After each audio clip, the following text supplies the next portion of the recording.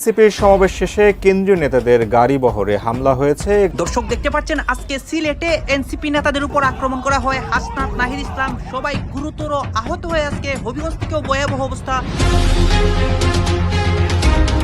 এদিকে আজ সিলেটে গিয়ে এনসিপি নেতারা ভয়াবহ তুপের মুখে পড়ে হবিগঞ্জ থেকেও খারাপ অবস্থা। সার্জিস, হাসনাত, নাহিদ সবাই গুরুতর আহত হয়। ছাত্র দলের আক্রমণে অসংখ্য নিহত হয়। জাতীয় নাগরিক পার্টি এনসিপির জুলাই পদযাত্রার অংশ হিসেবে সিলেটের গোলাপগঞ্জে মতবিনিময় সভায় যোগ দিয়েছেন দলটির নেতাকর্মীরা। এ নিয়ে বিস্তারিত জানাতে যুক্ত হচ্ছেন গোলজার আহমেদ। গোলজার, মতবিনিময় সভায় কি বললেন এনসিপি নেতারা জানাবেন। আমরা মরে যাব, তবু আমরা রাজপথ ছাড়ব। তারা এমন বেদরক প্রহার করেছে যেটা বাংলাদেশের ইতিহাসে ন্যাক্কারজনক। দর্শক এই মুহূর্তে দেখতে পাচ্ছেন সার্জিস আলমের গাড়ির অবস্থা। এই বোতল নিক্ষেপ করাতে সার্জিস আলম আহত হয়ে গাড়ির ভিতরেই সিলেটের রাস্তায় এই মুহূর্তে ভয়াবহ পরিস্থিতি। এই বিএনপি কর্মীরা গতকালকে আপনারা হবিগঞ্জের ঘটনা দেখেছেন। এখানে একটা কথা বলা হচ্ছে যে উস্কানিমূলক এবং আপত্তিকর বক্তব্য, এবং আপনারা আজকে অনেক ঘটনা শুনেছেন যে জনাব নাসিরউদ্দিন পাটোয়ারি কোন উস্কানিমূলক এবং প্রচুর মারছে। আরে নাসিরউদ্দিন পাটোয়ারি, সার্জিস আলম সহ আর অনেক এনসিপির নেতা কর্মীরা প্রচুর মার খেয়েছে ব্যাট দিয়া। দুপুরের পর আবারও পুলিশের সাথে মুখোমুখি সংঘর্ষ এনসিপির। এবার অ্যাকশনে পুলিশ রাস্তায় ফেলে কুকুরের মতো পেটালো নাসিরউদ্দিন পাটোয়ারি ও হাসনাত আব্দুল্লাহকে। আবারও এনসিপির নেতা সার্জিস আলম, হাসনাত আব্দুল্লাহ, নাহিদ ও নাসিরউদ্দিন পাটোয়ারি সহ তাদের সবাইকে জুমার নামাজের পর এমন ভাবে গণধোলাই দেওয়া হয়েছে, তাদের বর্তমান অবস্থা এবং তাদের বর্তমান চেহারা দেখলে আপনারা ইতিমধ্যে ভয় পেয়ে যাবেন। আজকে জুমার নামাজের পর তাদেরকে কোথায় এবং কিভাবে গণধোলাই দেওয়া হয়েছে তা নিয়ে থাকতেছে আজকের ভিডিওতে বিস্তারিত।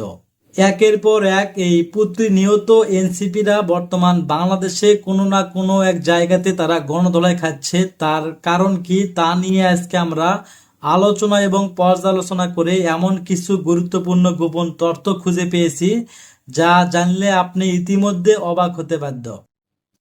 বন্ধুরা চলুন ভিডিওতে আজকে আর বেশি কথা বাড়াবো না, সরাসরি আজকে আমরা চলে যাব মূল ভিডিওতে।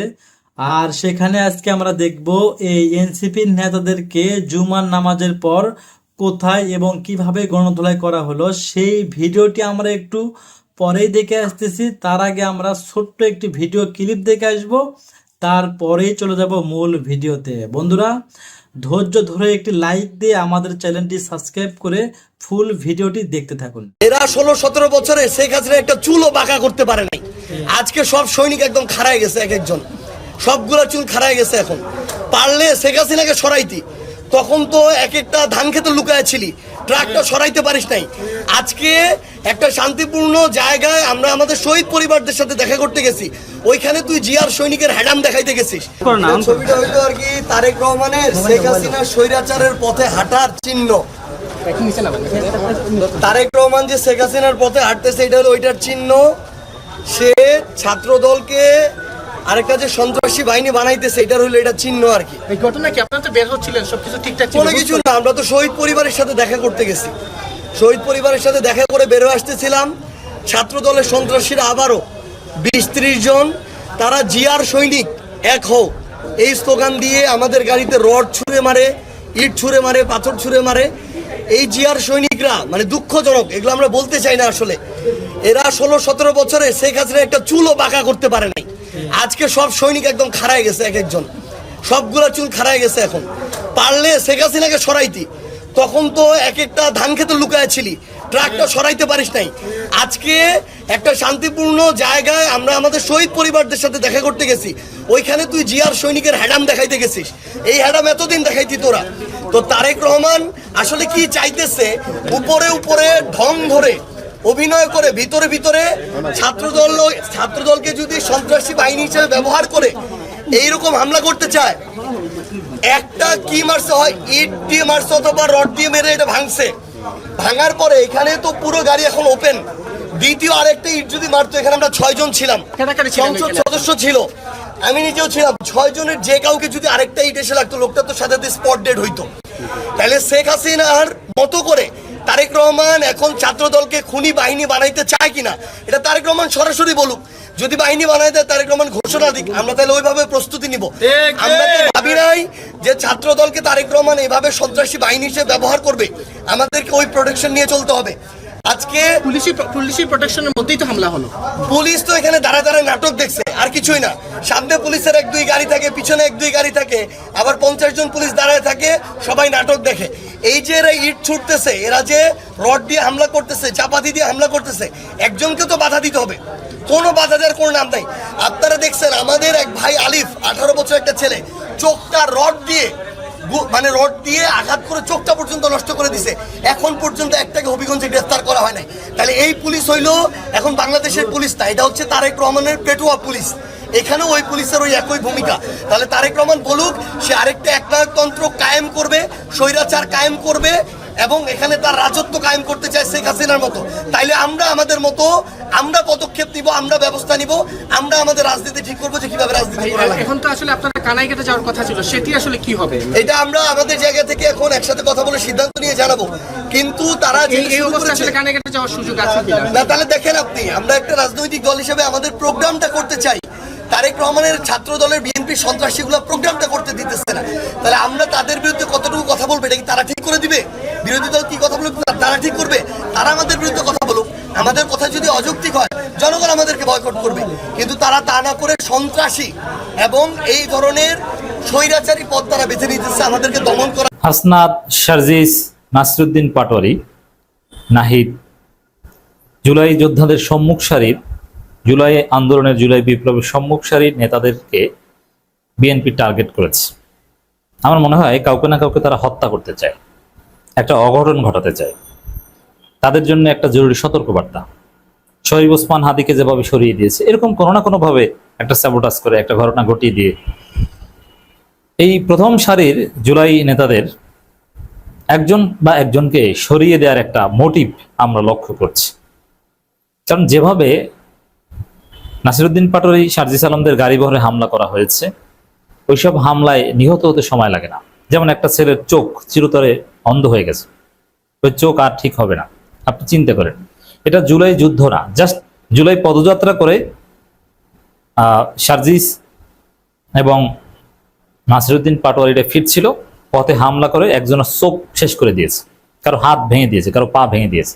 হসপিটালে চিকিৎসা নিতে গিয়েছে, সেখানে চিকিৎসা নিতে দেওয়া হয়নি, সেখানেও হামলা করেছে। প্রাথমিক চিকিৎসাটাও নিতে দেওয়া হয়নি, তারপরে সিলেটে পাঠানো হয়েছে। জাস্ট ইমাজিন, আওয়ামী লীগের আমলের সেই সন্ত্রাসী হামলা, মেডিকেলের ভিতরে ঢুকে হামলা করা। সেই পথে অলরেডি বিএনপি এসেছে, যে পথে আওয়ামী লীগকে যেতে প্রায় 12-14 বছর সময় লেগেছে। মেডিকেলের ভিতরে ঢুকে হামলা, এটা কিন্তু একদম শেষ মুহূর্তে আওয়ামী লীগ করেছে। ঢাকা বিশ্ববিদ্যালয়ে মারামারি হতো, ঢাকা মেডিকেলে ঢুকতে পারলে নিরাপদ। ডাকসু ভিপি, সাবেক ভিপি নুরুল হক নুরদের উপর ছাত্রলীগ হামলা করতো, মেডিকেলে ঢুকতে পারলে ওরা নিরাপদ ছিল, মেডিকেলে গেট পর্যন্ত আসতো, তারপরে আর ওইভাবে হামলা করতে পারলো। একটা বিচ্ছিন্ন ঘটনা আছে মেডিকেলের ভিতরে ঢুকার, কিন্তু অলরেডি বিএনপি মেডিকেলের ভিতরে ঢুকে হামলা করা শুরু করেছে। তাও কাদেরকে? জুলাই যোদ্ধাদের। এবং ঢুকে কি করে? ভিপি নুরদের ঢুকে ওইরকম আহত করতে পারেনি, ঢুকে হামলা করেছে। কিন্তু এখানে একদম চোখ নষ্ট করে দিয়েছে, চোখ নষ্ট, চোখ শেষ। সে চিকিৎসা করাতে দেয়নি হবিগঞ্জে, আপনি চিন্তা করতে পারেন? তারপর ওরা আবার বলে যে আমরা ভিকটিম, ওরা আবার পাল্টা সমাবেশ করার চেষ্টা করে, এবং ওইটাকে কেন্দ্র করে পুলিশ আবার 144 ধারা জারি করে সব সমাবেশ নিষিদ্ধ করে।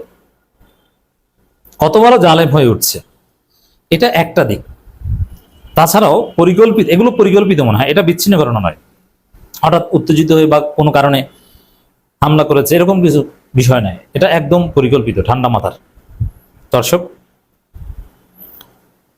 রাশেদ খান বিএনপি নেতা এবং প্রধানমন্ত্রীর সচিব মর্যাদায় রাজনৈতিক সহকারী, তিনি হাসনাত এবং সার্জিসকে নিয়ে বক্তব্য দিচ্ছেন, এবং বিএনপির একটা অংশ অ্যাক্টিভিস্টদের, তারা হাসনাত সার্জিসের পিছনে লেগে আছেন। তারা বলার চেষ্টা করছেন যে হাসনাত সার্জিসরা আওয়ামী লীগ সরকার পতন করেনি, তারা আওয়ামী লীগের দালাল ছিল, তারা বেঈমানি করেছে, এইসব কত হাবিজাবি কথা। অথচ আমরা দেখেছি যে হাসনাত সার্জিসরা কিভাবে জুলাইতে পুলিশের সাথে যুদ্ধ করেছে, কিভাবে তার আন্দোলন চালিয়ে গেছে, কিভাবে তার আন্দোলন সংগঠিত করেছে। কিন্তু এখন তাদেরকে বলা হচ্ছে যে কেন হাসনাত সার্জিস ছাত্র উপদেষ্টা হতে পারেনি, কারণ এরা বেঈমান ছিল। মানে এটা একটা ন্যারেটিভ, এটা একটা প্রেক্ষাপট তৈরি করা, অন্তর্ঘাতের একটা প্রেক্ষাপট তৈরি করা হচ্ছে। এইভাবে হাসনাত সার্জিস বা যে কাউকে ফেলে দেওয়া হতে পারে, কারো উপর ভয়াবহ হামলা হতে পারে। যে ওরা ভালো না, ওরা তো আওয়ামী লীগের এজেন্ট, মানে ওদের আগে জনগণ থেকে বা ওদের সম্পর্কে সন্দেহ সংশয় ঢুকিয়ে দেয়া, তারপরে ওদেরকে মারার আয়োজন করা।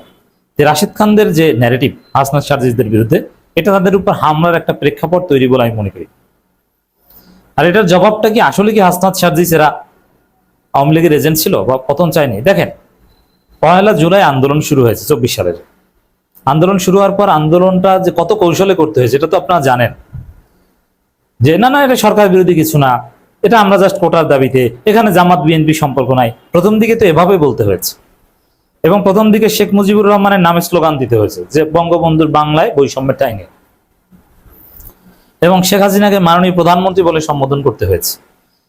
এইভাবে ধীরে ধীরে ধীরে ধীরে একটা পর্যায়ে এসে, তাও মানে আমরা সরকার পতন চাই এই কথা বলতে পেরেছে একদমই 1 দফা ঘোষণার সময়। 1 দফার মধ্যে সরকার পতন ছিল, 9 দফার মধ্যে সরকার পতন ছিল না। 9 দফার মধ্যেও আলাদা বিচার বা বিভিন্ন দাবি দেওয়া ছিল, সরকারকে মেনে নেওয়ার কথা ছিল, কারণ 9 দফা এই সরকারের কাছেই করা হয়েছে। 1 দফা যখন আসলো ওইটা হচ্ছে যে হাসিনা পদত্যাগ, সরকার পতন। অনেক কৌশল হেকমত করতে হয়েছে, না না আমরা তো আওয়ামী লীগের শুভাকাঙ্ক্ষী এই কথা বলতে হয়েছে। এবং এই যে সাদিক কায়েমদের একটা বিরাট সময় ছাত্রলীগ সেজে থাকতে হয়েছে, শিবিরের ছেলেদের একটা বিরাট সময় ছাত্রলীগ সেজে থাকতে হয়েছে, অথচ তারা শিবির। তারা দিনে ছাত্রলীগের মিছিল করত, আর রাতে মাস্ক পরে আন্দোলনে যেত, মাস্ক পরে তারা নয়াপল্টনে আন্দোলনে যেত। কি কৌশল করতে হয়েছে সেখানে? হাসনাত সার্জিসদের বিভিন্ন প্রশ্ন, মোটিভ বা কথাবার্তা নিয়ে আপনার প্রশ্ন থাকতে পারে। It's very simple. এবং সরাসরি ওই 1 দফার আগে কেউই বলে না যে আমরা সরকার পতন চাই। দেশের ভিতরে কেউ বলতে সাহস পায়নি। ওটা পিনাকি ভট্টাচার্যরা বলেছে যে এটার স্রোত ধরে সরকার পতন ঘটাতে হবে। তো সেখানে হাসনাত সার্জিসদের বিতর্কিত করার চেষ্টা। হাসনাত আব্দুল্লাহ যে কি, ওরা মৃত্যুর ঝুঁকি নিয়ে আন্দোলন করেছে, কোনো সন্দেহ নেই। বিশেষ করে সেই গায়েবানা জানাজার দিন, আরো নানান সময় হাসনাত সার্জিস সবসময় সামনের সারিতে থাকতেন। হাসনাতের যে স্লোগান, শাহবাগে যতবার বসে পড়েছে সবসময় হাসনাত সার্জিস ছিল। হ্যাঁ, আন্দোলনে বিভিন্ন লেয়ার ছিল, সমন্বয়করা এক একজন এক একটা দায়িত্ব পালন করতেন, সবার দায়িত্ব একরকমের নয়। তো এইটাকে পুঁজি করে তাদেরকে বিতর্কিত করা অবশ্যই ভিন্ন কিছুর বার্তা দেয়, অন্য কোনো মোটিভ আছে হাসনাত সার্জিসকে বিতর্কিত করার চেষ্টা করে। আর এখানে তো এই জুলাই যোদ্ধাদের মধ্যে তো কোনো ইখতিলাফ নাই, সমন্বয়কদের মধ্যে তো ইখতিলাফ নেই, তারা তো আর কেউ অভিযোগ করছে না। তবে হ্যাঁ, এখানে কিছু বিষয় থাকে। বিপ্লব সফল হওয়ার পর স্টেক আদায়ে যে কে কোন পদে যাবে এটা নিয়ে নানান grouping, it was very normal, এটা ঘটেছে। তো ওইটাকেও পুঁজি করা হচ্ছে। এইভাবে হাসনাত সার্জিসদের বিতর্কিত করে তারপরে তাদেরকে মারার প্ল্যান করছে। তা আমার যথেষ্ট সন্দেহ হচ্ছে, আমরা যে সন্দেহ করি, যেমন শরীফ ওসমান হাদির যে এরকম একটা পরিণতি হতে পারে, এটা আমরা আগেই প্রেডিক্ট করছিলাম। কারণ ভারতের আধিপত্যবাদের বিরুদ্ধে জিরো টলারেন্সে থেকে কেউ বাঁচতে পারে না, তাদের সবাইকে চলে যেতে হয়।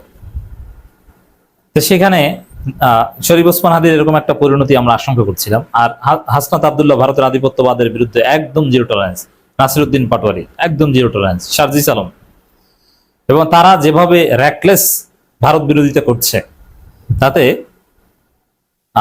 এবং বিভিন্ন জায়গায় বিএনপির লোকজন যে স্টাইলে হামলা করছে, এবং সেখানে আওয়ামী লীগের জয় বাংলা স্লোগানও শোনা যাচ্ছে। চিহ্নিত ছাত্রদল, যুবদল, সন্ত্রাসীরা হামলা করেছে, কিন্তু জয় বাংলা স্লোগান শোনা যাচ্ছে। তো এভাবে ঘটতে ঘটতে ঘটতে ঘটতে হয়তো এবার এই যাত্রায় সার্জিস আলম, নাসিরউদ্দিন পাটোয়ারি জীবনে বেঁচে গেছেন, তাদের চোখ হাত পা কিছু হারায়নি। কিন্তু এরকম করতে করতে এক পর্যায়ে তাদের চোখ হাত পা বা কিছু একটা হারাতে পারে, এবং একদম দুনিয়া থেকেও চলে যাওয়া লাগতে পারে। এখন এই জুলাই যোদ্ধাদের শীর্ষ নেতাদের কাউকে না কাউকে থামিয়ে দেওয়া, অথবা এদের উপর হামলা করে এই জুলাই যোদ্ধাদের ঘরে ফিরিয়ে নেওয়া এবং থমকে দেওয়ার একটা ষড়যন্ত্র চলছে। এই বিষয়ে সবাইকে সতর্ক থাকতে হবে। বিশেষ করে হবিগঞ্জে যে ঘটনা ঘটেছে, আমরা যদি এর চূড়ান্ত দফারফা করতে না পারি, এর বিচার নিশ্চিত করতে না পারি, এবং মায়ের বদলে যদি এই মায়ের ফেরত দিতে না পারি, তাহলে বুঝবেন যে এই জুলাই যোদ্ধাদের উপর ভয়াবহ হামলা সামনে হবে। হবিগঞ্জে এনসিপি এবং বিএনপির মধ্যে যে একটা উত্তেজনাকর পরিস্থিতি, একটা সংঘাতময় পরিস্থিতি বিরাজ করছে, তা নিরসনের লক্ষ্যে সেখানে পুলিশ প্রশাসন 144 ধারা পর্যন্ত জারি করে রেখেছে। অপরদিকে দেখতে পাচ্ছি যে ঢাকা থেকে হায়ার হয়ে নাহিদ ইসলাম, হাসনাত আবদুল্লাহরা একটা দলবল নিয়ে সেখানে যাচ্ছে। পুলিশ একাধিকবার তাদেরকে বাধা দিলেও সেই বাধা অতিক্রম করে তারা সেখানে যাচ্ছে। তো সেখানে গিয়ে আসলে তারা কি করবে, তাদের উদ্দেশ্যই বা কি? 144 ধারা তারা কি ভঙ্গ করতে চাচ্ছে? অনাকাঙ্ক্ষিত কিছু ঘটবে না তো? দর্শক শ্রোতা, আজকে এই বিষয় নিয়ে কিছু কথা বলবো, তো চলুন ডিরেক্ট হিট দ্য পয়েন্টে।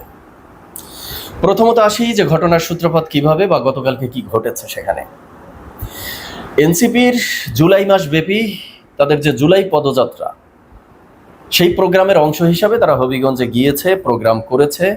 প্রোগ্রাম শেষে তারা ফেরার পথে এনসিপির দাবি অনুযায়ী তাদের উপরে ছাত্রদল, যুবদল, বিএনপি অতর্কিত হামলা চালিয়েছে। যদিও ছাত্রদল, সেখানকার হবিগঞ্জের ছাত্রদল সভাপতি অস্বীকার করেছে, তিনি বলছে এর সাথে ছাত্রদল জড়িত না, বরং স্থানীয়রা এনসিপির উপরে আক্রমণ করেছে। তবে ভিডিও ক্লিপসে সোশ্যাল মিডিয়ায় আমরা হামলার যে দৃশ্য দেখেছি, অনেকের হাতে লাঠিসোঁটা, রড, এনসিপির নেতাকর্মীদেরকে বেদরক পেটানো হচ্ছে, গাড়ি ভাঙচুর করা হচ্ছে। সেখানে কিন্তু জাতীয়তাবাদী ছাত্রদল হবিগঞ্জ এমন লেখা টি শার্ট বা গেঞ্জি পরা কয়েকজনকে দেখেছি। তো এই ঘটনা কেন ঘটছে? বিএনপির পক্ষ থেকে বা ছাত্রদলের পক্ষ থেকে বলা হচ্ছে যে তারা এখানে এসে উস্কানিমূলক বক্তব্য দিচ্ছে, তারা এখানে এসে মানে অশালীন বক্তব্য দিচ্ছে বা সরকারকে বিভিন্ন ধরনের হুমকি ধামকি দিচ্ছে। তো এভাবে তারা উস্কানিমূলক বক্তব্য দিয়েই যাবে আর বাকিরা চুপ থাকবে, সেটা তো হতে পারে না, এটি বলছেন। আর এনসিপির পক্ষ থেকে তারা যে উস্কানিমূলক বক্তব্য দিচ্ছে না তাও কিন্তু বলা যায় না, কারণ এনসিপির মধ্যে সবচেয়ে উস্কানিমূলক বক্তব্য, উত্তেজিত বক্তব্য, অপ্রাসঙ্গিক বক্তব্য আমি বলবো, যদি কেউ দিয়ে থাকে তার অন্যতম মাস্টারমাইন্ড হলো নাসিরউদ্দিন পাটোয়ারি। আর সেই নাসিরউদ্দিন পাটোয়ারি স্বয়ং সেখানে হবিগঞ্জের ওই প্রোগ্রামে ছিল। তার মানে তার মুখ থেকে কোন ধরনের বক্তব্য বের হতে পারে সেটা তো বোঝার আর কারো বাকি নেই। তো ঘটনা তো এই নিয়ে, কিন্তু এনসিপির নেতাকর্মীদের উপরে যে ধরনের বেদ্রোক আক্রমণ করা হয়েছে, তাদেরকে পেটানো হয়েছে, সেটা অনাকাঙ্ক্ষিত এবং এটা কোনোভাবেই উচিত না। আমি মনে করি যে রাজনৈতিক পরিবেশ এতটা সংঘাতময়, এতটা সহিংসতা হবে, এটা আসলে কাম্য না। যুগ যুগ ধরে আমাদের রাজনৈতিক অবস্থায় এমনই চলে এসেছে, বাট সেখান থেকে তো আমরা পরিত্রাণ চেয়েছিলাম। মানে এভাবে আর কতদিন চলবে? যাই হোক, সেই রাত গেল, তারপরে সেখানে এনসিপি প্রোগ্রাম কন্টিনিউ রেখেছে, বিভিন্ন ধরনের প্রোগ্রাম এই উদ্দেশ্যে তাদের উপরে হামলা করেছে, তার বিচার চেয়ে তারা নতুন করে প্রোগ্রাম দিয়েছে। তো যেই স্থানে তারা প্রোগ্রাম দিয়েছে ওই একই স্থানে হবিগঞ্জের ছাত্রদলও প্রোগ্রাম দিয়েছে। তো পরিস্থিতি যখন আরও সংকটময় হয়ে উঠছে, সংঘাতময় মনে হচ্ছে, তখন সেখানকার পুলিশ প্রশাসন 144 ধারা জারি করেছে, যাতে করে কেউই কোনো ধরনের প্রোগ্রাম না করে। এটা কিন্তু সমাধানের একটা ভালো পথ ছিল।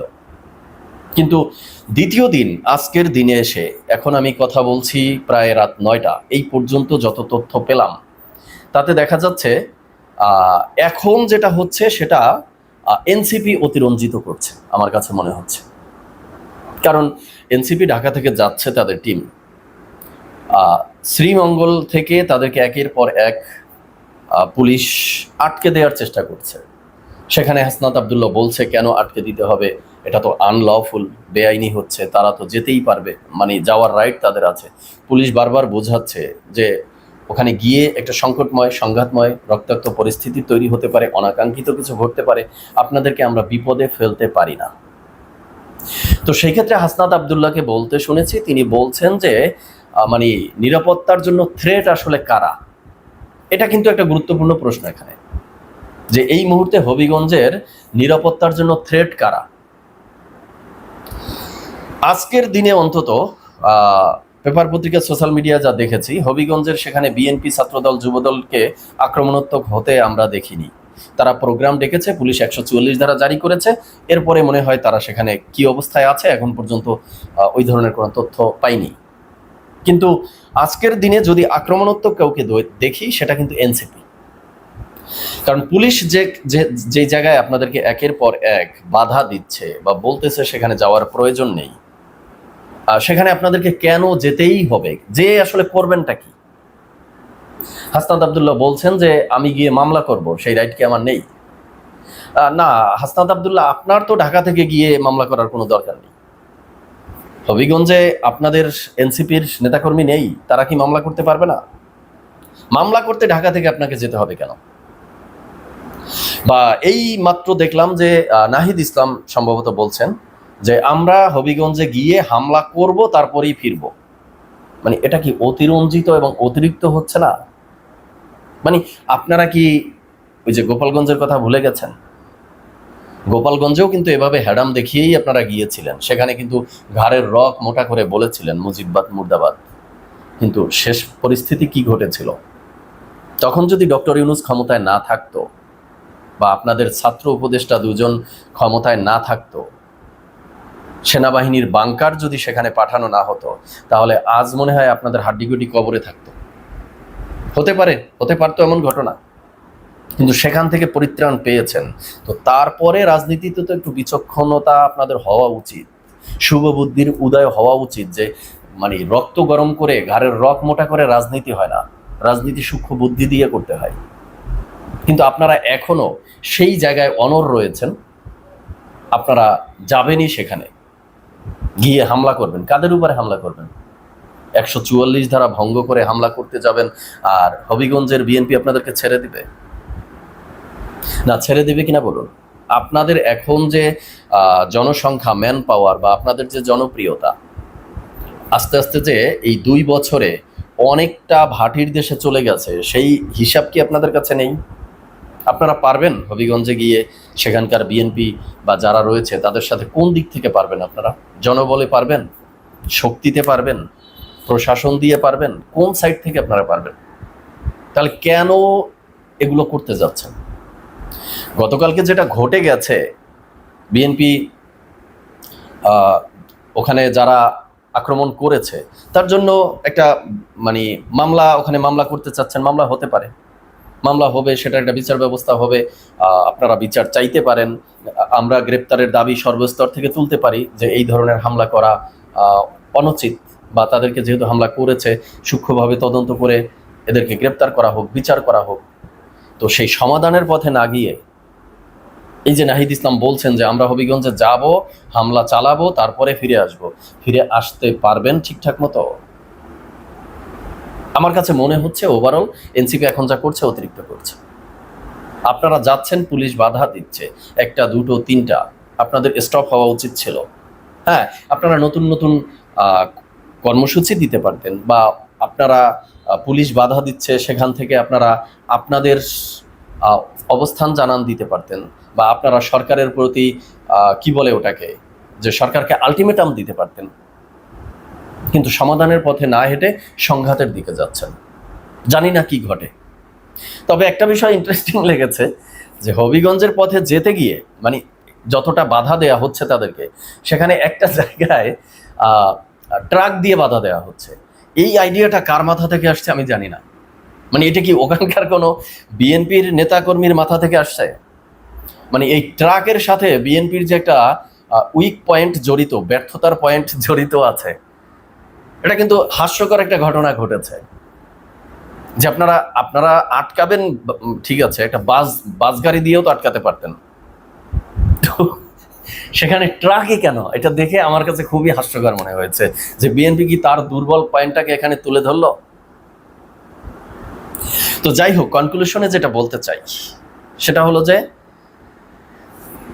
আমাদের যে রাজনৈতিক সিচুয়েশন, আমাদের যে দেশের রাজনৈতিক অবস্থা, আমরা চাচ্ছিলাম 24-এ একটা আন্দোলন হয়েছে, তার মধ্য দিয়ে ফ্যাসিস্ট সরকারের বিদায় হয়েছে। তো এখন যারা এসেছে তাদের মধ্যে একটা রাজনীতিতে একটা নতুন ফ্লো আসবে। তারেক রহমান দেশের বাইরে থেকে এসেছেন দীর্ঘ বছর, তিনি ডেভেলপড কান্ট্রির ডেভেলপড পলিটিক্যাল সিস্টেম দেখে এসেছেন, সেটা এখানে ইমপ্লিমেন্ট করবেন। এদিকে নাহিদ ইসলাম, হাসনাত আব্দুল্লাহরাও আশ্বাস দিয়েছিলেন যে তারা নতুন বন্দোবস্ত দিবে রাজনীতিতে, সেটা ইমপ্লিমেন্ট হবে, কিন্তু কই, সেই রক্তাক্ত, সেই পিটাপিটি, সেই মারামারি, সেই সংঘাতের দিকেই তো যাচ্ছে। তো শেষ করার আগে যেটা বলবো সেটা হলো যে বিএনপি বা ছাত্রদল বা যুবদল, আপনারা যারা এই যে এনসিপিদেরকে বেদ্রোহ পেটালেন, এটা উচিত হয়নি।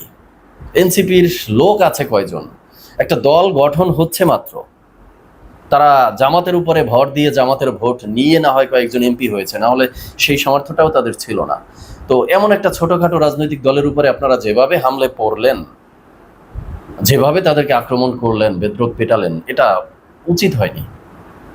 এই পিটাপিটির রাজনীতি, এই রক্তারক্তির রাজনীতি থেকে দয়া করে সব দলকেই বলবো যে আপনারা বের হয়ে আসুন। হবিগঞ্জের পরে আজকে আবার সিলেটে আক্রমণের শিকার হয়েছে এনসিপির গাড়িবহর, এবং যে গাড়িতে সার্জিস আলম ছিলেন সেই গাড়ি ভাঙচুর করা হয়েছে। বলা হয়েছে যে সেখানে অন্তত 2 জন এমপি ছিলেন, কিন্তু ভেতরে 2 জন এমপি থাকা অবস্থায় তাদেরকে যেভাবে আক্রমণ করা হয়েছে তাতে যে কারো প্রাণহানির ঘটনা ঘটতে পারত। সার্জিস আলমকে প্রচণ্ড বিমর্ষ এবং অসহায় দেখাচ্ছিল। তিনি নিজেই এই তথ্য গণমাধ্যমকেও নিশ্চিত করেছেন। তাদের বহরে যেহেতু বেশ অনেক ইউটিউবার সাংবাদিক রয়েছে, যাদেরকে মাল্টিমিডিয়া সাংবাদিক বলা হচ্ছে, তাদের কল্যাণে মূল গণমাধ্যম খবর পাওয়ার আগেই সামাজিক যোগাযোগ মাধ্যমে খবরগুলো চলে আসে। খবরগুলো যখন চলে আসে তখন সেটা নিয়ে সামাজিক যোগাযোগ মাধ্যমে শোরগোল শুরু হয়। কি বলছেন সার্জিস আলম? এবং সবথেকে মজার ব্যাপার সেটা আমরা দেখছি যে নাসিরউদ্দিন পাটোয়ারি এই সিলেটে আক্রমণের শিকার হওয়ার পরে তিনি বলেছেন তিনি আর কথা বলবেন না। সত্যি কি নাসিরউদ্দিন পাটোয়ারি তার মুখ বন্ধ করবেন? মুখ বন্ধ করতে তো আর কেউ বলেনি। মূলত মুখের যে ভাষা, সেই ভাষা কন্ট্রোল করার কথা অনেক দিন থেকেই বলে আসছিলেন মানুষরা, বিশ্লেষকরা, সবাই, কিন্তু সেটা তিনি শুনছিলেন না। এবার দফায় দফায় আক্রমণের শিকার হওয়ার পরে, মার খাওয়ার পরে কি তার বোধোদয় হচ্ছে যে তার মুখ বন্ধ করা উচিত? চলুন একটু বুঝে দেখি সিলেটে আজকে। দর্শক, বলছিলাম হবিগঞ্জের পরে এবার সিলেটে আক্রমণের শিকার হয়েছে এবং ব্যাপক ভাঙচুর করা হয়েছে। সার্জিসের গাড়ির পেছনের যে গ্লাস, সেই গ্লাস ভেঙে একেবারে কিছুই নেই, এবং ইট মারার যে ঘটনা, ইট দিয়ে, লোহার রড দিয়ে এই ভাঙার দৃশ্য, ভিডিও আমরা দেখেছি। আপনারা একটু ভিডিও দেখে নিতে পারেন, 2-3টা ভিডিও থেকে একটু দেখে নিতে পারেন যে প্রথমে ইট মারা এবং আক্রমণ করা হচ্ছে এই যে, তারপরে পুলিশের উপস্থিতিতে সেখানে এক ধরনের সার্জিস সহ আর একজন উত্তরবঙ্গের একজন এমপি, তিনি পুলিশের সঙ্গে বাকবিতণ্ডা করছেন। সার্জিস নিজে খুবই অসহায় চেহারা নিয়ে তার ভাঙা গাড়ির ছবি তুলছেন। এই ব্যাপারগুলো আমরা ভিডিওতে দেখেছি, ছড়িয়ে পড়া বহু ভিডিওতে দেখেছি। সার্জিস নিজেই জানিয়েছেন যে সিলেটে আমাদের গাড়িতে আক্রমণের ঘটনা ঘটেছে। এই কথা যখন সার্জিস বলছেন এবং তিনি বলছেন যে তারেক রহমান সম্পর্কে, প্রধানমন্ত্রী সম্পর্কে বেশ গরম গরম কথা বলেছেন, যেগুলো আমি আসলে ভাষায় প্রকাশ করতে চাই না, কারণ তাদের ভাষাগত প্রবলেমের কারণেই মূলত তৃণমূল, বিএনপি, ছাত্রদল এরা খেপেছে, এটা মোটামুটি এখন নিশ্চিত। তার মানে এই না যে এই আক্রমণ এটা গ্রহণযোগ্য, এটা গ্রহণযোগ্য না। কিন্তু আমার মনে হয় যে সার্জিস পাটোয়ারিরা যদি তাদের ভাষা সংযত করতে পারতেন তাহলে জুলাই বিপ্লবের 2 বছর না হতেই এরকম অবস্থা তাদের হয়তো হতো না। পাটোয়ারি কি বলছেন? পাটোয়ারি যেটা বলছেন সেটা আরও বেশি মজার। তার এই শিরোনামটা দেখে নিন। সেখানে তিনি যেটা বলছেন সেটা হচ্ছে যে আমি আজ থেকে আর কথা বলবো না। কেন কথা বলবেন না? কি বলছেন তিনি? কথা বলবেন না এটা বলার পরেও যত কথা বলেছেন, ভিডিওতে দেখেছি, তার কথাগুলো শুনেছি, যত কথা তিনি বলেছেন সেই কথা কোনোভাবেই মিন করে না যে তিনি কথা বলবেন না। কি বলছেন তিনি? তিনি বলছেন আজকে থেকে আমি আর কোনো কথা বলবো না, চুপ থাকবো। পুরো বাংলাদেশে দেখি ওনারা কতটুকু বাড়তে পারে, কতটুকু যাইতে পারে, আমরা সেটার মাত্রা দেখব। সিলেটের গাড়িবহরে হামলার পরে তিনি এই কথা বলেছেন সার্জিসের গাড়িতে একটু আগে হামলা হয়েছে, ছাত্রদল হামলা করেছে এবং সেখানে গাড়িগুলো ভাঙচুর করা হয়েছে, আমার উপর তো হামলা করা হয়। তারা একটা জাস্টিফিকেশন দিয়েছে যে আমি কথা বলি নাকি এই জন্য আমি আজকে থেকে আর কোনো কথা বলবো না, চুপ থাকবো। পুরো বাংলাদেশে দেখি ওনারা কতটুকু বাড়তে পারে, কতটুকু যাইতে পারে, আমরা সেই মাত্রাটা দেখব। তিনি বলেন, হবিগঞ্জের ঘটনায় আমরা গতকাল রাতে মামলা করেছি, মামলাতে যাদের হাত ভেঙে দেয়া হয়েছে, অনেকের চোখ তোলা হয়েছে, যারা এটা করেছে এটা স্পষ্ট ভিডিও ফুটেজ আছে, সেখানে আবার কিছু কারেকশন আসতেছে, ভুলে একটা নাম মানে তারা ভুল করেছিল যে এই মানে আক্রমণের সঙ্গে ছিল না, তার নাম দিয়েছিল, সেই নাম কেটে দিচ্ছে, সেটাও তিনি বলছেন। কিন্তু আমরা জানি যে এখন পর্যন্ত মামলা হয়নি। স্থানীয় একটা পুলিশ ফাঁড়িতে তারা লিখিত অভিযোগ দিয়েছেন, লিখিত অভিযোগ সেটা মামলায় মানে পরিণত হতে কিন্তু আর একটা বড় প্রসেস লাগে। পুলিশ সেটাকে মামলায় রূপান্তরিত করবে কিনা সেটা একটা বড় বিষয়। সিলেটে আজকে যেটা ঘটলো সেটার আগে আমরা দেখেছি যে হবিগঞ্জে ঘটনার পরে সিলেটের এনসিপি নেতারা গর্জে উঠেছিলেন, বলেছিলেন যে মানে এই ঘটনা যদি সিলেটে ঘটে তাহলে একটাকেও বাড়ি ফিরতে দেব না, সবগুলোকে নিয়েই প্রয়োজনে মরবো, এরকম ঘোষণা সিলেটের নেতারা, এনসিপি নেতারা দিয়েছিলেন। কিন্তু সেই সিলেটেই আজকে এই ঘটনা ঘটল। এখন পাটোয়ারিকে নিয়ে যে কথা, সত্যি কি তিনি মানে মুখ বন্ধ করবেন, কিংবা মানে পরপর কয়েকটা ঘটনা, এর আগে ঝিনাইদহে তিনি আক্রান্ত হলেন, হবিগঞ্জে মার খাওয়ার ঘটনা ঘটলো, একদিনের ব্যবধানে সিলেটে ঘটনা ঘটলো, এই একের পর এক এই দুর্ঘটনাগুলো কিংবা মার খাওয়ার কিংবা আক্রমণের শিকার হওয়ার পরে কি পাটোয়ারির বোধোদয় হচ্ছে যে তার লাগাম ছাড়া কথার কারণেই মূলত তৃণমূলের, বিএনপি, ছাত্রদল এরা প্রচণ্ড ক্ষিপ্ত হয়ে উঠেছে এবং তাদের যেখানেই দেখছে সেখানেই এই অবস্থা করছে। এবং হবিগঞ্জ সিলেটের পরপরের এই দুই ঘটনা বলে দেয় যে তারা এখন বাংলাদেশে কোথাও আর মানে কি বলবো যে নিরাপত্তার সহিত এই কাজগুলো কিংবা তাদের রাজনীতির কর্ম করতে পারবেন না যদি তারা তাদের জায়গায় মানে নিজেদেরকে সংশোধন না করেন। কিন্তু কোনোভাবে, আবারও বলছে, কোনোভাবে এই যে আক্রমণের ঘটনা, প্রতিপক্ষকে ঘায়েল করা, মানে গাড়ি ভাঙা, মারপিট করা, এটা কোনোভাবেই সমর্থনযোগ্য নয়। সরকারি দল হিসেবে তো আরও গ্রহণযোগ্য নয়। সরকারি দল নিশ্চয়ই তাদের নেতাকর্মীদের মানে বোঝাতে সক্ষম হবে, কিংবা এই অপরাধের সঙ্গে যারা জড়িত তাদেরকে শাস্তির আওতায় আনা হবে কি হবে না সেটা পরের ব্যাপার। এই ব্যাপারটা যেমন আমরা সমর্থন করতে পারি না, তেমনি নাসিরউদ্দিন পাটোয়ারিরা রাজনীতির নামে যে মানে শিষ্টাচার বহির্ভূত অশ্লীল কথাবার্তাগুলো লাগামহীনভাবে বলে যাচ্ছেন, সেগুলোও কোনোভাবে সমর্থনযোগ্য নয়। বাংলাদেশের রাজনীতি অস্থির হয়ে উঠছে কিন্তু এই লাগামহীনতার কারণে। আবার এই ঘটনাকে কেন্দ্র করে অনেকেই এটা বলছেন, কেন বলছেন আমি জানি না, এটাও বলছেন যে বিএনপি এবং এনসিপির সঙ্গে এক ধরনের সমঝোতা হয়েছে। সমঝোতা কি? যে বিএনপি আসলে চাইছে এনসিপি প্রধান বিরোধী দল হয়ে উঠুক, জামাতের মানে ক্ষমতা কমে যাক, জামাতে যেন তাদের প্রভাব মানে হারিয়ে ফেলে, সেই জায়গায় এনসিপি যেন মানে একটু হাইলাইট হয়। এনসিপিকে হাইলাইট করা তাদের জন্য উপকার, কারণ জামাতকে মোকাবেলা করা চাইতে এনসিপিকে মোকাবেলা করা তাদের জন্য সহজ হবে, এরকম ন্যারেটিভও প্রচার করা হচ্ছে। যদিও এই ন্যারেটিভের সঙ্গে ব্যক্তিগতভাবে আমি কোনোভাবেই একমত হতে চাই না, কারণ এনসিপিকে যদি স্কোপ দেয়া হয়, জামাতের জায়গায় যদি বিএনপি মনে করে এনসিপি নিরাপদ, তাদেরকে স্কোপ দেয়া হবে, তাহলে বিএনপির জন্য সেটা মহা বিপদের কারণ হবে।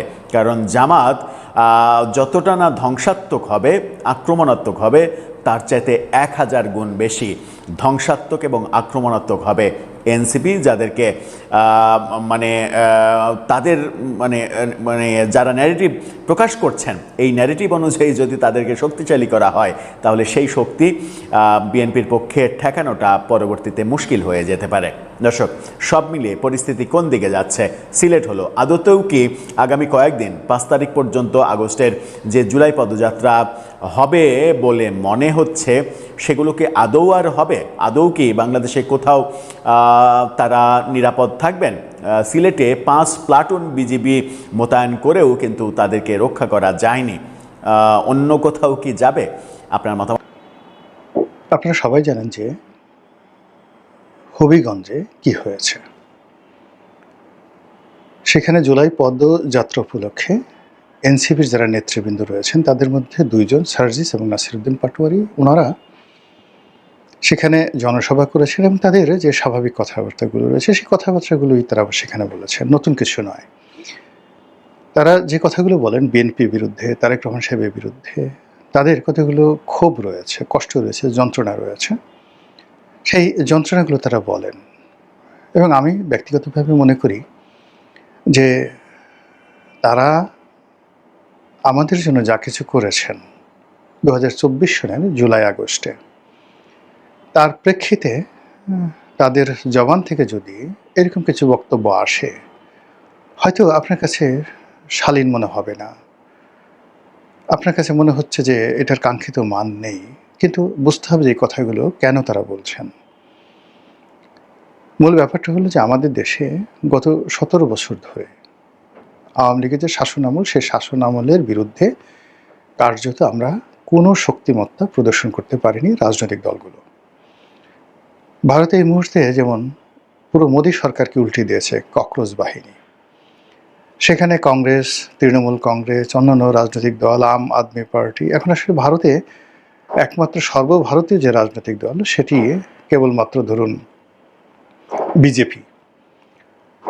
অন্যান্য যে সকল দল মানে সবই আঞ্চলিক, এমনকি এখন যে কংগ্রেসের মতো দলও কিন্তু এখানে আঞ্চলিক দলে পরিণত হয়ে গেছে। এর ফলে নরেন্দ্র মোদীর যে অপ্রতিরোধ্য ক্ষমতা, তার বিরুদ্ধে দাঁড়ানোর কোনো ক্ষমতা অন্যান্য রাজনৈতিক দলগুলো নেই। সেখানে ককরোচ তেলাপোকা পার্টি তারা পুরো দেশটাকে উল্টে দিল এবং একজন মন্ত্রীকে, শিক্ষামন্ত্রীকে পদত্যাগে তারা বাধ্য করলো। ঠিক অনুরূপভাবে এই বাংলাদেশে শেখ হাসিনাকে এই বৈষম্য বিরোধী আন্দোলনের যারা নেতৃবৃন্দ রয়েছেন তারাই কিন্তু একেবারে ত্রাহি অবস্থা তৈরি করে দিয়েছিল। তার সঙ্গে সাধারণ জনগণ, রাজনৈতিক দলগুলো অংশগ্রহণ করেছে, একটা পূর্ণতা পেয়েছে, কিন্তু কর্তৃত্ব এই বৈষম্য বিরোধী আন্দোলনের নেতাদের। তো কাজেই তাদের সেই আন্দোলনের মাসটিকে তারা উদযাপন করবে, এজন্য আমাদের আসলে একটা ওয়াক ওভার তাদেরকে দেওয়া উচিত, একটা সার্টেন মানে লিমিট পর্যন্ত। তো সেটি 2024 সনে তারা বেশ সুন্দরভাবে করেছেন। 2025 সনে তারা সব জায়গাতেই করার চেষ্টা করেছেন, কিন্তু দেখা গেল যে 2025 সনে গোপালগঞ্জে গিয়ে তারা মারাত্মকভাবে লাঞ্ছিত, অপমানিত হয়েছেন এবং এর জন্য বহু মানুষের প্রাণ ঝরেছে। এবং ওই সময় যদি সেনাবাহিনী সেখানে তাদেরকে উদ্ধার না করতেন, সেখানে অ্যাপাচি না পাঠাতেন, তাহলে হয়তো সেই দিন বৈষম্য বিরোধী যারা নেতা রয়েছেন তারা প্রাণে বাঁচতেন না। তো চিন্তা করুন, গোপালগঞ্জ, তো গোপাল তার সাথে সাথে আবার গঞ্জও আছে। এবছরও ঠিক অনেক জায়গাতে তারা গিয়েছেন, কিন্তু হবির সাথে যে গঞ্জ আছে, হবিগঞ্জ, এই হবিগঞ্জে গিয়ে তারা বিপদে পড়েছেন। এখন এই যে এনসিপির যারা নেতৃবৃন্দ রয়েছেন সেই নেতৃবৃন্দের সঙ্গে আমার কাছে মনে হচ্ছে গঞ্জ শব্দটি তাদের সাথে কুফা। আগামীতে তারা যে কোনো গঞ্জে যাবেন 100 বার তাদেরকে দোয়া দরুদ পড়ে, তারপরে তাবিজ কবাজ করে, বান মেরে, নিজেদের শরীর বন্ধন তৈরি করে তাদেরকে এই গঞ্জে যেতে হবে। যেমন নারায়ণগঞ্জ, শায়েস্তাগঞ্জ, এরকম যে সকল গঞ্জ রয়েছে, গোপালগঞ্জ তো আছেই। তো যেই শহরগুলোতে গঞ্জ আছে সেখানে তারা ভবিষ্যতে সতর্ক হবেন। অধিকন্তু হবিগঞ্জ, এখানে কিন্তু বৈষম্য বিরোধী আন্দোলনের সবচেয়ে নির্মম এবং নৃশংস ঘটনাগুলো ঘটেছে। বহু হত্যাকাণ্ড, থানা লুট, পুলিশের সাথে মারামারি, তারপরে এখানে প্রাণহানি সেই জুলাই আগস্ট বিপ্লবের সময় এখানে বেশি হয়েছে। তো কাজেই এখানে যেখানে ধরুন হতাহত বেশি হয়, সেখানে বহু পক্ষ, শত্রু এবং মিত্র সেখানে দাঁড়িয়ে থাকে। ফলে ওখানে আওয়ামী লীগের লোকজন ফাঁদ পেতে আছে, বিএনপির লোকজন ফাঁদ পেতে আছে, বৈষম্য বিরোধী যারা লোকজন ওখানে এই গত 2 বছর সেখানে তারা দাপট দেখিয়েছে। তো কাজেই এরকম একটা জায়গাতে তাদেরকে যে প্রস্তুতি নিয়ে যাওয়া উচিত ছিল সেই প্রস্তুতি নিয়ে তারা যাননি। অধিকাংশ সেখানে গিয়ে তারা নর্মাল হইতে যে কথাবার্তাগুলো বলেছেন, আর তার প্রেক্ষিতে অনুষ্ঠান শেষে মারামারি হয়েছে, কাটাকাটি হয়েছে। প্রথম দিকে অনেকে বলার চেষ্টা করেছেন যে এটা এনসিপির অভ্যন্তরীণ মারামারি। কেউ হয়তো এটাকে অনেকে নাটক বলার চেষ্টা করেছেন, এর কারণ হলো ছাত্রদল লেখা যে জার্সি, এই জার্সি পরে অনেকে এখানে মারামারি করেছে। তাহলে ছাত্রদলের যে জার্সি পরে মারামারি করতে যাওয়া এটা একটা নির্বুদ্ধিতা, মানে এরকম একটা অল্প বুদ্ধির মানুষ বাংলাদেশের কোনো জায়গাতে নেই। তাহলে এই জার্সি যারা পরলো তারা কারা, এটা ভাবতে হবে। প্ল্যান করতে মারামারি করা যায় না। এবং যদি ছাত্রদল জার্সি পরে তারপরে সে ডিক্লেয়ার দিয়ে তাদেরকে মারার জন্য প্রি প্ল্যান্ড ওয়েতে এখানে এই কাজগুলো করে থাকে, আমি মনে করি সরকারের এই বিষয়টি তদন্ত করা উচিত, দায়ী ব্যক্তিদের শাস্তি দেওয়া উচিত। এবং এই ধরনের জার্সি পরে মারামারির ঘটনা অতীতে ছাত্রলীগও করেনি, ছাত্র শিবির করেনি, যে গায়ে শিবিরের গেঞ্জি পরে, ছাত্রলীগের গেঞ্জি পরে তারা একসাথে সেই লাঠিসোঁটা হাতে নিয়ে প্রতিপক্ষের উপর হামলে পড়েছে, এরকম ঘটনা ঘটেনি।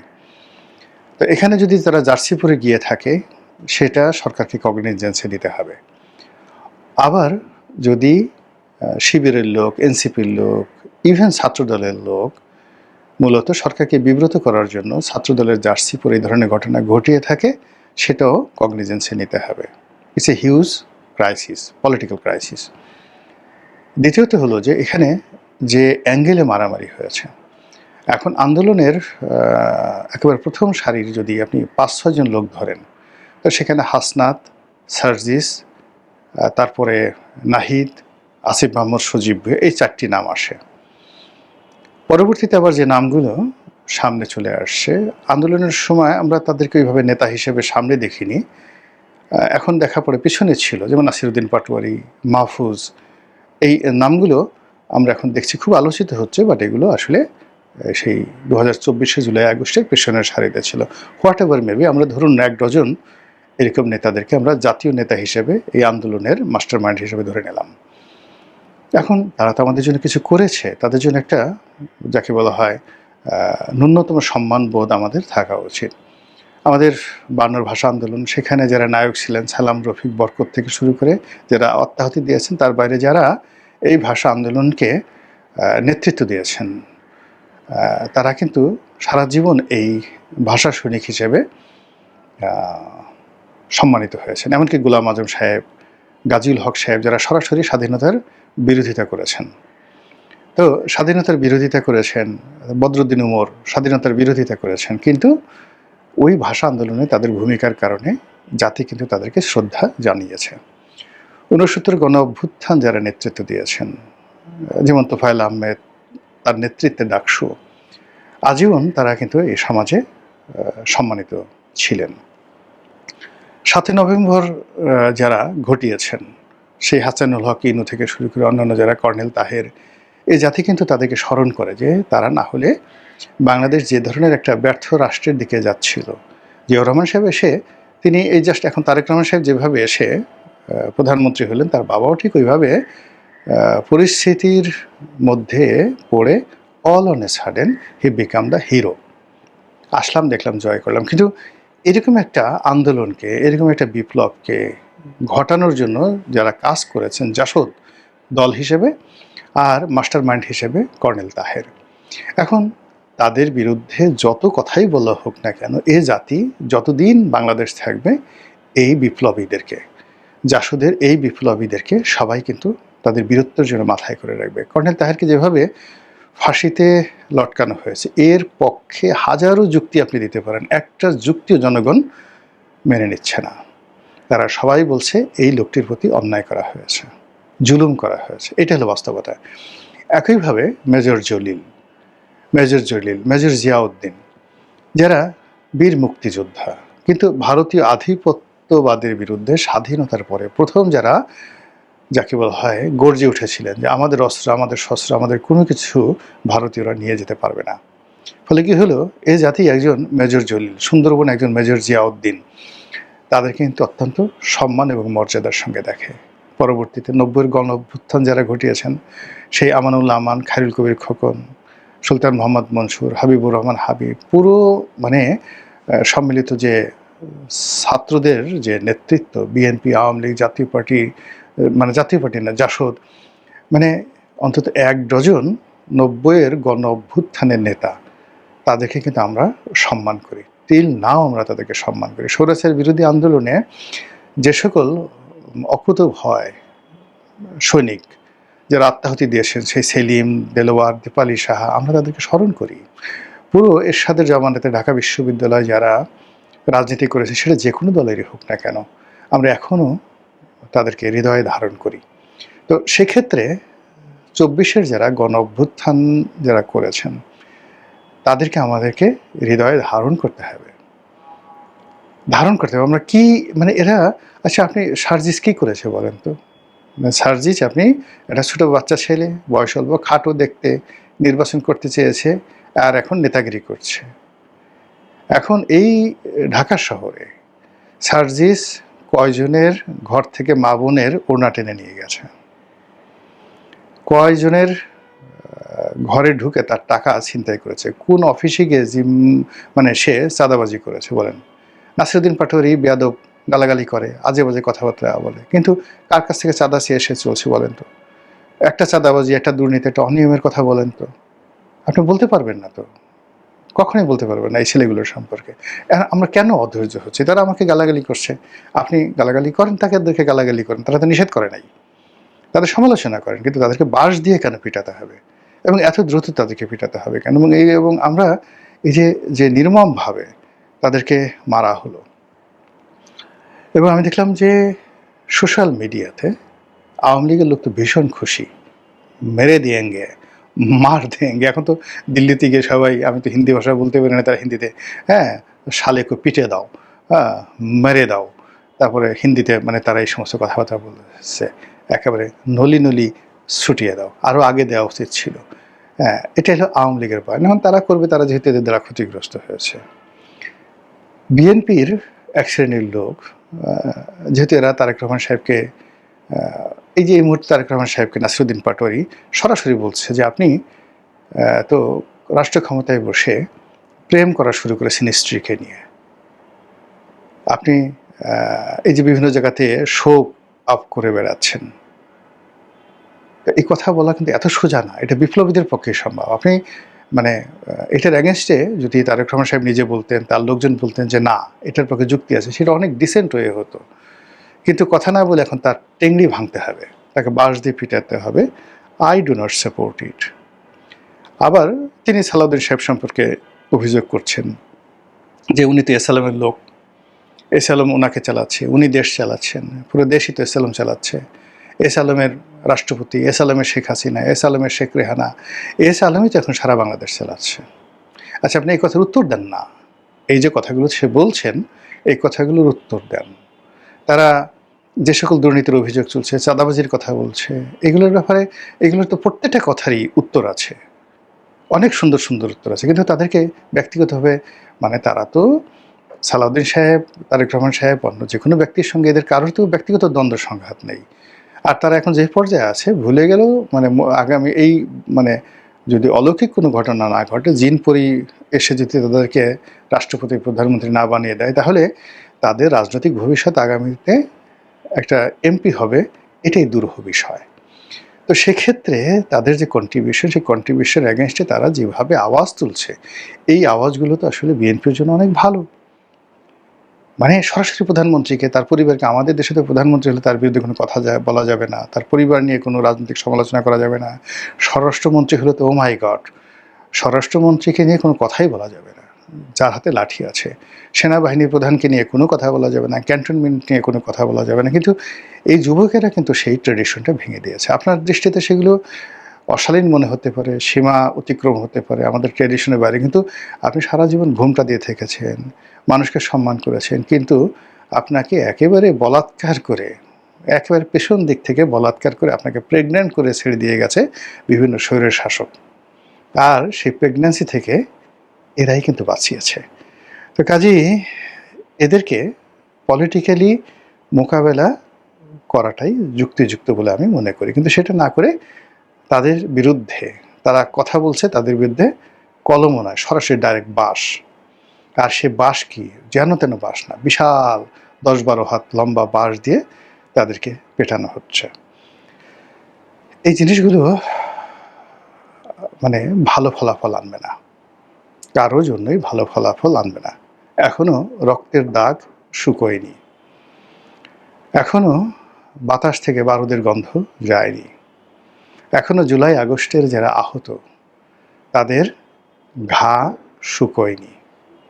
কাজে এত দ্রুত যদি আমরা সব কিছু ভুলে যাই এবং ঘুরে দাঁড়ানোর চেষ্টা করি, এবং মানে যার কারণে মানে সিন্নি খেলাম, সেই মোল্লাকে চিনলাম না, মোল্লার কারণে সিন্নি, এরকম পার্লামেন্টে মজার মজার কথাগুলো হচ্ছিল, সেই মোল্লাদেরকে আমরা এখন ভুলে যাচ্ছি।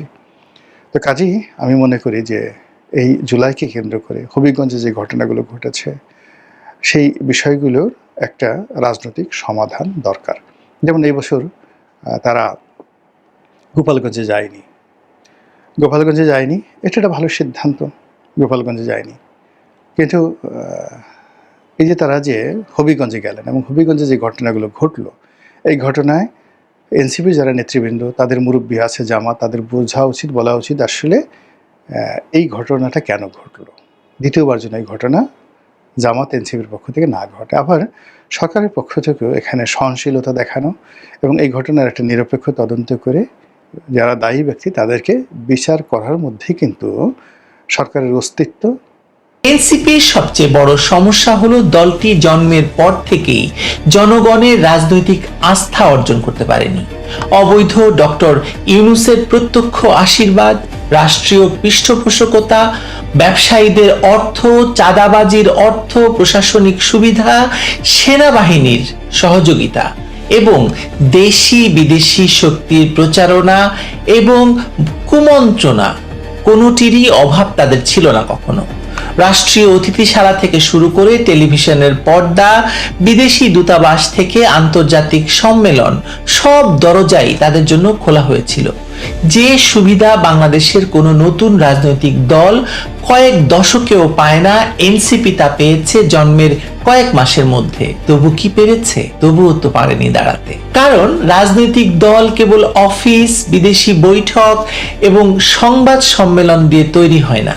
রাজনৈতিক দল তৈরি হতে মানুষের আস্থা লাগে, সাংগঠনিক ইতিহাস লাগে, ত্যাগ লাগে, জনসম্পৃক্ততা লাগে, প্রোগ্রাম লাগে এবং মানুষের সঙ্গে ঘনিষ্ঠতা লাগে। সন্ত্রাস দিয়ে তো সেটা হয় না। এনসিপির ক্ষেত্রে মানুষ দেখেছে যে 2024 সালে তারা অস্ত্র, অর্থ, বিদেশি সহযোগিতা, সহিংসতা, মব এবং রাষ্ট্রীয় প্রতিষ্ঠান আক্রান্ত করে একটি সরকার ফেলে দিয়েছে, ক্ষমতা দখল করেছে, মুক্তিযুদ্ধের স্মারক ধ্বংস করেছে এবং দেশব্যাপী মব সৃষ্টি করে একটি ত্রাসের রাজত্ব কায়েম করেছে, যে ঘটনাকে তারা বিপ্লব বলে প্রচার করেছে। দেশের বড় অংশের মানুষ সেটিকে এখনো সন্ত্রাস এবং রাষ্ট্র দখলের প্রকল্প হিসেবেই দেখে। ফলে এনসিপির নেতারা নিজেদের যতই নতুন রাজনীতির প্রতিনিধি বলুন না কেন, মানুষ তাদের চেনে জুলাই সন্ত্রাসী হিসেবেই। এই কারণেই তারা দেশের যেখানেই যাচ্ছে সম্মিলিত প্রতিরোধের মুখে পড়ছে। গোপালগঞ্জ দিয়ে শুরু হয়েছিল, আপনাদের মনে থাকার কথা, গোপালগঞ্জে গিয়ে তারা যে কাজ করেছিল, বঙ্গবন্ধুকে হেয় করা, আওয়ামী লীগকে তো তারা নিষিদ্ধ করার মানে কথা বলেইছে এবং সেখানকার স্থানীয় রাজনীতিতে নাক গলানোর চেষ্টা করেছে। ফলে সেখানে প্রতিরোধ তৈরি হয়েছে, তাদেরকে সেনাবাহিনীর এপিসিতে করে পালাতে হয়েছে এবং তারপর সেখানে সেনাবাহিনী গিয়ে যে তাণ্ডব করেছে সেটা তো নজিরবিহীন। মানে গোপালগঞ্জ গণহত্যার কথা তো আমরা ভুলে যাইনি। তারপর থেকে এনসিপি যেখানেই গেছে মানুষ তাদেরকে প্রতিহত করার চেষ্টা করেছে। কোথাও মানুষ প্রশ্ন তুলেছে, কোথাও বিক্ষোভ করেছে, কোথাও তাদের কর্মসূচিকে ব্যর্থ করে দিয়েছে। এটি শুধু বিএনপি বা ছাত্র দলের বিরোধিতা নয়। বিএনপি ছাত্র দল কেন এনসিপি কে বিরোধিতা করবে বলুন? তারা তো একই, তারা তো একসাথে আন্দোলন করে, একসাথে সন্ত্রাস করে আওয়ামী লীগকে তাড়িয়েছে। কেন তারা এটা করতে যাবে? মানে এটি এনসিপির বিরুদ্ধে জমে থাকা সাধারণ মানুষের ক্ষোভ। মানুষ মনে করে এই দল তাদের ভোটে তৈরি হয়নি, তৈরি হয়েছে ক্ষমতার বিশেষ এক বন্দোবস্তে, নতুন বন্দোবস্তে, ক্ষমতার টাকায়। এবং যেমন বিএনপি তৈরি হয়েছিল এক সময়, বিএনপি তৈরি হয়েছিল কিংস পার্টি হিসাবে, জিয়াউর রহমান বাংলাদেশের চৈনিক বামপন্থী রাজনীতিকদের টাকা দিয়ে কিনেছেন এবং ডিজিএফআই দিয়ে টাকা পয়সা ছড়িয়ে এই দলটিকে তৈরি করেছিল। একই প্রক্রিয়ায় এনসিপিও তৈরি হয়েছে। একই প্রক্রিয়ায় দুটি দল যদি তৈরি হয় তাহলে এক দল আরেক দলের বন্ধুই হয় বেশি। তবে আমি মনে করছি যে এখানেও স্বার্থের দ্বন্দ্ব তো রয়েছে, কে কতটা বেশি পৃষ্ঠপোষকতা পাচ্ছে সেই দ্বন্দ্ব তো তৈরি হচ্ছে। কিংস পার্টি হিসেবেও এনসিপির ব্যর্থতা আসলে এখানেই। সাধারণত কিংস পার্টি রাষ্ট্রীয় ক্ষমতা ব্যবহার করে দ্রুত সংগঠন গড়ে তোলে, প্রভাবশালী নেতা টানে, স্থানীয় পর্যায়ে কমিটি বানায় এবং নির্বাচনমুখী শক্তি হয়ে ওঠে। এনসিপি তার কিছুই করতে পারেনি। তারা কিছু পরিচিত মুখ, সামাজিক যোগাযোগ মাধ্যমের প্রচার এবং তথাকথিত জুলাইয়ের স্মৃতি নিয়ে টিকে আছে। মাঠের রাজনীতিতে তাদের কর্মী নেই, জনসভায় লোক নেই, গ্রাম পর্যায়ে গ্রহণযোগ্যতা নেই, আছে রূপায়ণ টাওয়ারে তাদের কর্পোরেট অফিস, তাদের আছে বিরাট বড় ব্যাংক ব্যালেন্স এবং এখনো পর্যন্ত ব্যাপক অস্ত্রের মজুদ। মানুষ এটা জেনে গেছে। এখন বিদেশি কূটনীতিকেরা একের পর এক এনসিপি কার্যালয়ে যাচ্ছেন।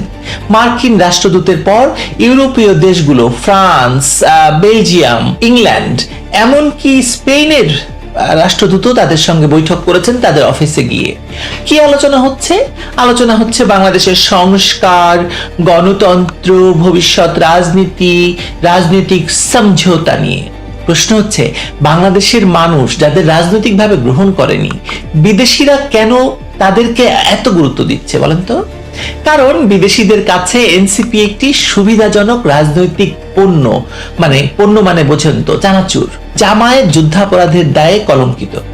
ধর্মভিত্তিক রাজনীতি, নারী এবং সংখ্যালঘুদের অধিকার এবং আন্তর্জাতিক ভাবমূর্তির প্রশ্নে জামায়াতকে বাংলাদেশের আধুনিক বিরোধী দল হিসাবে বিক্রি করাটা কঠিন, কারণ মানুষ জামায়াতকে গ্রহণ করবে না। কিন্তু এনসিপিকে তুলনামূলকভাবে তরুণ, শিক্ষিত, সংস্কারপন্থী, আধুনিক মুখ হিসাবে চানাচুরের মতো প্যাকেট করা খুব সুবিধা।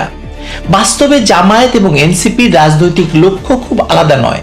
উভয়েই আওয়ামী লীগকে রাজনীতির বাইরে রাখতে চায়, উভয়েই আওয়ামী লীগ নিষিদ্ধ চায়, উভয়েই তথাকথিত জুলাই বন্দোবস্ত টিকিয়ে রাখতে চায়। পার্থক্য শুধু উপস্থাপনায়। জামায়াত ধর্মীয় ভাষায় কথা বলে, এনসিপি বলে সংস্কারের ভাষায়, যেটা তাদেরকে শিখিয়েছে এই বিদেশিরা। জামায়াতের গায়ে যুদ্ধাপরাধের দাগ, এনসিপির গায়ে জুলাই সন্ত্রাসের দাগ। তাই এখন প্রয়োজন এনসিপির জন্য একটি নতুন ইমেজ, আর সেই ইমেজ হলো নির্যাতিত বিরোধী দল। এবং জামায়াত সেখানে ফেল মেরেছে, বা জামায়াতকে একটু সরিয়ে ওখানেই জায়গা করে দিচ্ছে এনসিপিকে। হবিগঞ্জের ঘটনা সেই প্রচারণার জন্য একটি আদর্শ মডেল। সামান্য মারধর, ধাক্কাধাক্কি কিংবা গাড়িতে হামলার অভিযোগকে জাতীয় সংকট হিসাবে প্রচার করা। আপনি দেখুন, প্রথম আলো হেডলাইন করেছে, সমকাল হেডলাইন করেছে, যুগান্তর করেছে এবং টিভিগুলো তো আছেই। সংবাদ মাধ্যমে সারাদিন দেখানো গেছে যে বিএনপি এনসিপিকে ভয় পায় এবং সামাজিক যোগাযোগ মাধ্যমে বলা হচ্ছে যে নতুন বিরোধী শক্তিকে দমন করা হচ্ছে। বিদেশি দূতাবাসকে দিয়ে বিবৃতি দেওয়ানো হতে পারে বা হয়ে গেছে ইতোমধ্যেই। রাজনৈতিক সহনশীলতা নেই বাংলাদেশে, এসব কথা বলা হতে পারে বা বলানো হয়ে গেছে ইতিমধ্যে। আর এভাবেই এনসিপি আর ব্যর্থ কিংস পার্টি থাকবে না, তারা হয়ে উঠবে নির্যাতিত গণতান্ত্রিক শক্তি।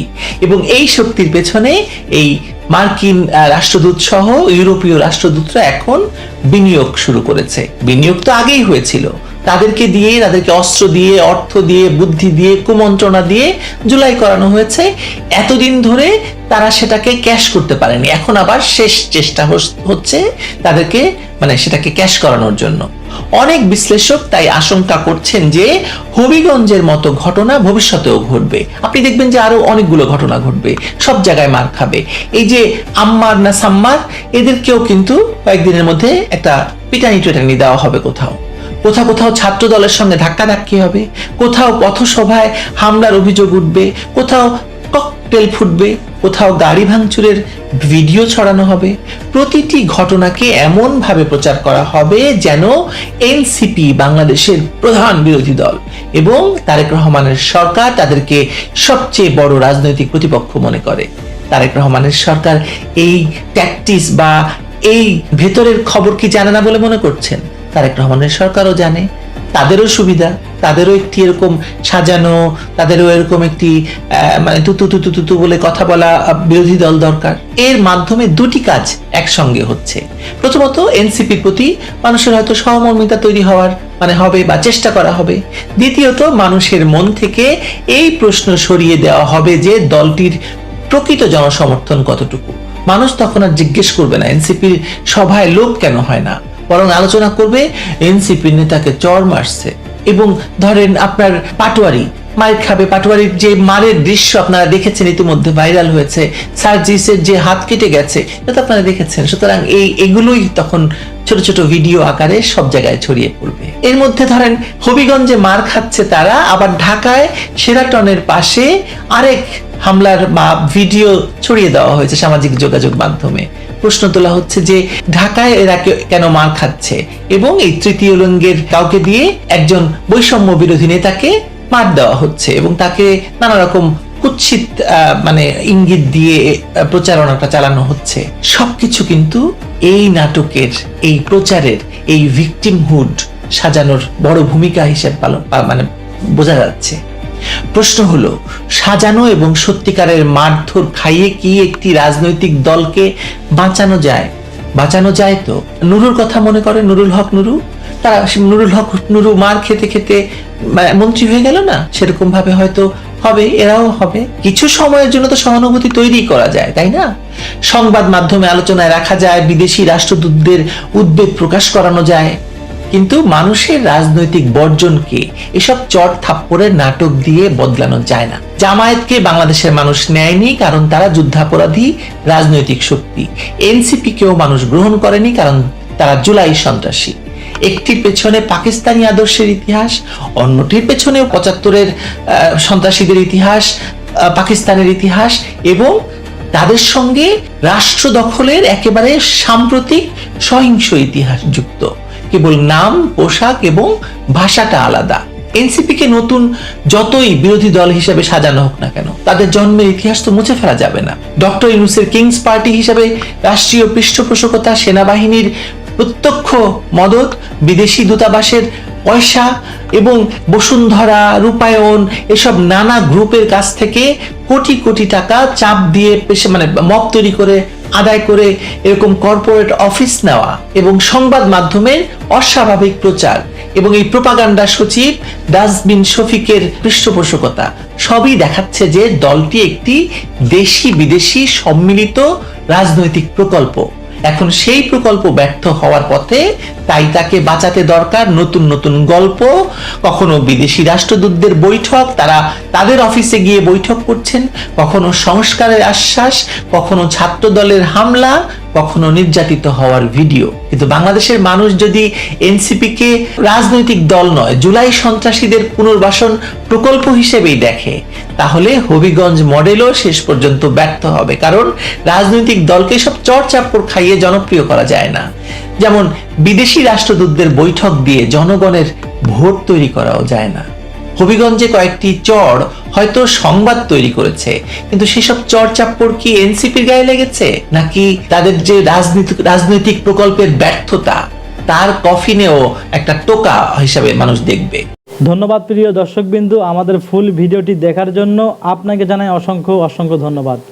বন্ধুরা, এতক্ষণ যে ভিডিওটি দেখলেন যে নাসিরউদ্দিন পাটোয়ারি, সার্জিস আলম এবং হাসনাত আবদুল্লাহ সহ যে ভিডিওগুলো দেখলেন, এই বিষয়টা আপনারা কিভাবে দেখতেছেন তা অবশ্যই কমেন্ট বক্সে কমেন্ট করতে ভুলবেন না। আর হ্যাঁ, বর্তমান এনসিপির অবস্থা নিয়ে আপনাদেরকে নতুন করে বলার কিছুই নাই। আপনারা কিন্তু ইতিমধ্যে সোশ্যাল মিডিয়াতে একের পর এক নিউজে দেখতেই পাচ্ছেন এনসিপির বর্তমান অবস্থা কোথায় গিয়ে দাঁড়াছে। যে এনসিপি জুলাইয়ে আমরা দেখেছি আওয়ামী লীগকে দেশ থেকে তাড়িয়ে দিয়ে তারা দীর্ঘ প্রায় 1 বছরের আশেপাশে তারা দেশ শাসন করলেও কিন্তু তাদের বর্তমান অবস্থা কি এবং তারা বর্তমান কোথায় আছে তা মোটামুটি আপনারা কিন্তু আন্দাজ করতে পারছেন। অনেকেই বলতেছে এই এনসিপির দল আওয়ামী লীগ আসলেও তারা গণধোলাই খাবে, বিএনপির সময় তো খাইতেছে, এবং জামাত আসলেও তাদেরকে এই অবস্থা। তাহলে কি, তাহলে এখানে সমীকরণ কি দাঁড়াইলো? এনসিপি কি তাহলে দিন শেষে সবার হাতেই এমন আচরণ দেখবে, নাকি তাদেরও ভালো দিন আবার সুদিন আসার সম্ভাবনা আছে? এখানে অনেকেই আবার কমেন্ট করে যে এনসিপির অবস্থা আর আগের মতো হওয়া সম্ভব না। এই বিষয়টা আপনারা কিভাবে দেখছেন, এটা কতটুকু আপনারা মানেন, অবশ্যই সেটাও কমেন্ট বক্সে কমেন্ট করতে ভুলবেন না। আর হ্যাঁ, এমন নিত্য নতুন আপডেট খবর সবার আগে পেতে চাইলে এখনই আমাদের এই ছোট্ট ইউটিউব চ্যানেলটি সাবস্ক্রাইব করুন। ধন্যবাদ।